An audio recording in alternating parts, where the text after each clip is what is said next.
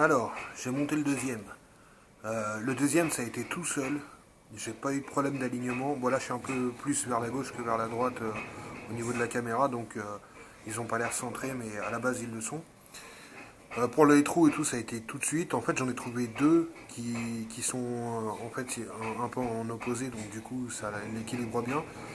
Mais là, il faut que juste je retrouve une vis de ce côté-là ou un truc, un système pour bien clipser parce que en fait, c'est la vis qui tient le plastique du garde-boue. Et je vais vous montrer. Et en fait, quand vous mettez après la bavette, bah, il y a si vous voulez, ça fait une forme de creux. Là, à cet endroit-là, là, ça fait une forme creuse derrière.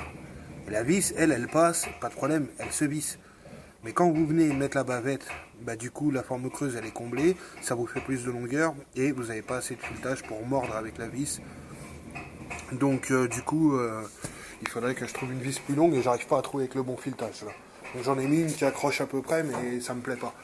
En attendant, je sais que quand je recommanderai d'autres, l'autre ça sera tout seul que ça va se faire. Voilà, vous avez un petit aperçu déjà à l'arrière.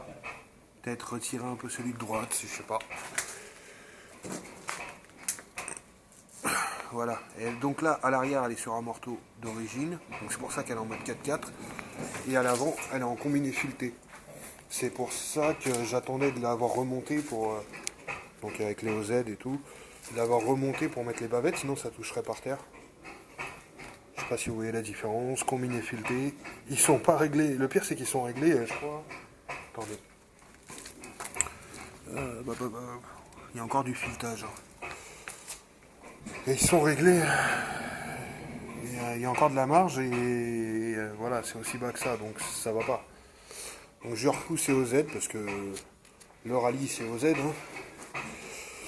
Et puis voilà, donc là pour l'instant elle pointe du nez. Et franchement, ouais, j'ai pas envie de me retaper. En fait, c'est clairement le boulot est simple. Ce qui est chiant, c'est qu'il y a toujours un truc comme là-bas, en fait, à l'arrière.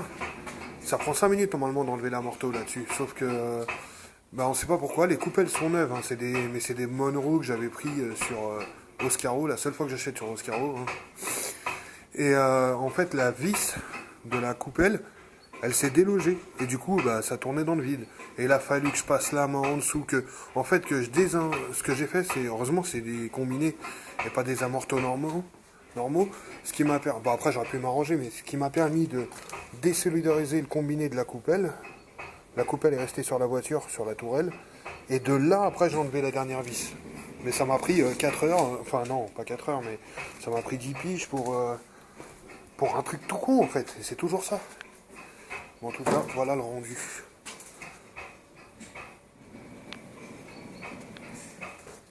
Bon, je vais continuer, il y a des petits ajustements à faire et tout. Ouais, je vais ravancer la caisse, je pense. Parce que là, je me dis, ouais, vas-y, fais-toi les amortos avant et tout, c'est rapide. Ouais, mais il y a toujours un truc. Toujours un truc. Je vous avouerai que... ouais, je suis moyennement chaud, là, tout de suite. Sans mauvais jeu de mots avec la température. Bon, voilà, c'était des news.